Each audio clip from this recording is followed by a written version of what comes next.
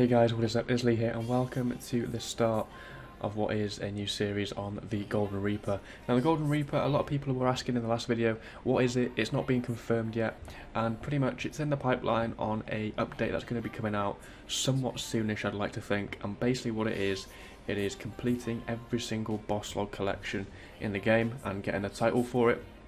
So there's currently 31, and right now we are sitting at 19 out of 31, so we've got quite a way to go.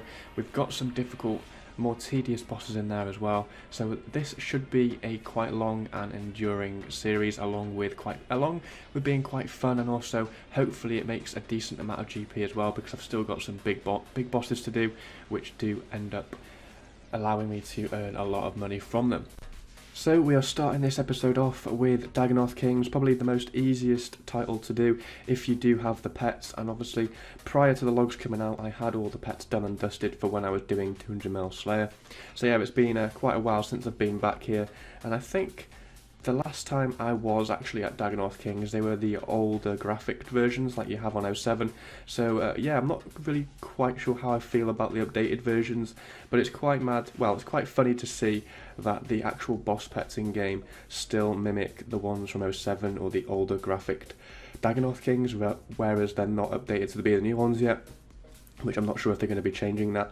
But yeah, pretty much it's a pretty easy title to knock off if you do have the 3 pets from it, because I just needed the rings, the circle, the mud battle staff, and the dragon hatch, I believe, which pretty much it only took me around 800 or so kills to do. I kept track of all the bones and basically kept them in the bank on making another loot tab on me doing this Golden Reaper challenge, just to see how much loot I can accumulate in the process of me going for all the boss collections, which I think if I go somewhat dry on some certain bosses which make a lot of money, I could probably make way over the 11.7 bill we made from Insane Final Boss easily, especially if I go dry at, like next Angel of Death, and even Telos, because I still need a bow from Telos.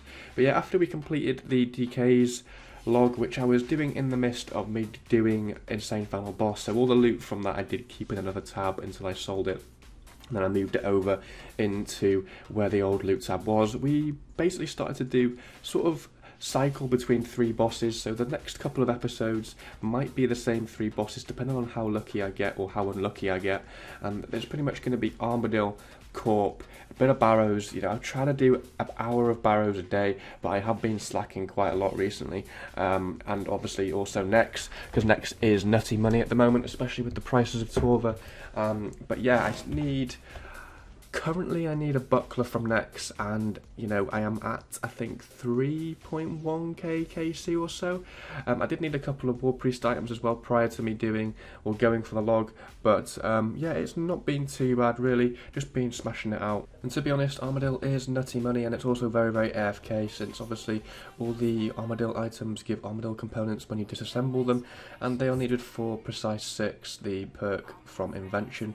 So all the items are pretty much like the chest plate and the plate legs are around 8 mil, maybe even like the gloves and the boots and stuff are way above 5 mil currently, which all this inflation on item prices is quite bad for some, but also quite good for me, because I'm obviously just keeping all the loot and I don't exactly need to sell anything currently, which is also pretty good.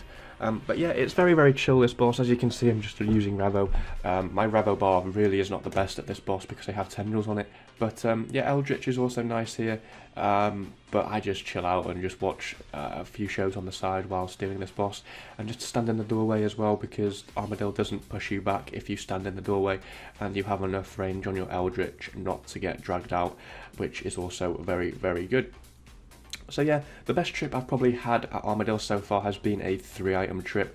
Nothing too special or too crazy, but I think that was a hilt, a helmet, and also a chain skirt, which you can see right now. So yeah, pretty much that has been the best trip for me so far. I have done a few hours worth of dry Armadyl, but obviously that is to be expected with the drop rates being somewhat high, like 1 in 300 for certain items, and a hilt 1 in 512. So yeah, that's obviously I can't complain. So kicking it off with some Barrows. Obviously the first item I get was an Amulet of Forsaken, and I think about 30 chests later I got a second one. So I get the most expensive Barrows item twice, and I kind of didn't really want the second one because I wanted to another unique on the log. But I feel like Barrows is going to be a massive grind, especially with how rare Linzer pieces are.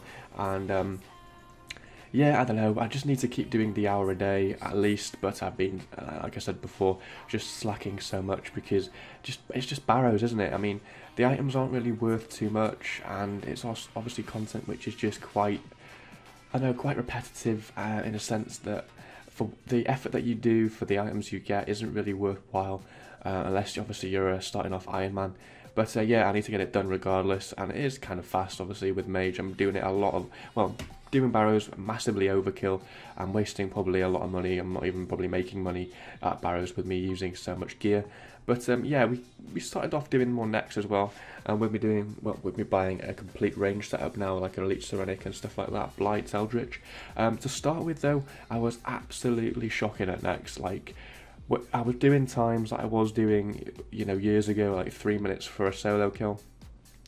Until I got into that rhythm and routine, whereas now I can do well under consistent sub 230s and even like sub 220s at now. But it's just learning that rotation at a boss that you haven't been to in years, and Nex is one of them. I used to duo a lot of Nex, you know, in my previous Road to Max Cash videos, and that was pretty much the last time I did come to Nex prior to me doing all this soloing and learning a nice solo rotation. But yeah, the Eldritch spec is very, very nutty at Nex, especially for clearing minions. So if you guys are having trouble with clearing minions, save Frag Shot and Corruption Shot for the minions with an Eldritch spec, and if done correctly they'll pretty much disappear. But yeah, Nex in general, I need, I think, 3 items or 4 items left. I can't really remember, but I'm not really too bothered if I don't get them items anytime soon because of how much money this boss actually does make. And with me all keeping all the items in a loot tab, it's looking very, very pretty now. So moving on to the Corp sessions that I've been doing, I've been rotating Vampirism Aura and also Penance Aura by doing an hour or 2 hours a day. And yeah, with the cannon method and also Revolution with the Masterwork Spear, you guys can copy the action bar down below there. You can also add Debilitate on there if you find you are getting hammered a little bit by Corp. But yeah, it's again another chilled boss. I think it's around 45 kills an hour, maybe more, maybe less, but around that anyway. And it is also quite good money as well. It's around at least 5 or 6 mil GP an hour base if you don't get lucky on sigils and even Onyx bolt drops. But yeah, it's pretty good. And also finally coming in with the Greg title, where I only needed to get the main hand glaive, and I quickly smashed that out, which didn't take me long at all. I think it was about 2 or 3 hours worth of me just rotating Zerk auras. Which again isn't too bad. So at the ending of this video, guys, I've made some slides rather than making some crazy nutty spreadsheet which is a little bit confusing, and I've got on the slides all the titles and obviously if I've unlocked them or not and what KC I did unlock the title at. But yeah guys, hope you enjoyed the first episode of this series. There'll be a second episode probably coming out somewhat soon because I still have a nutty amount of clips left on my hard drive before I need to clear it out.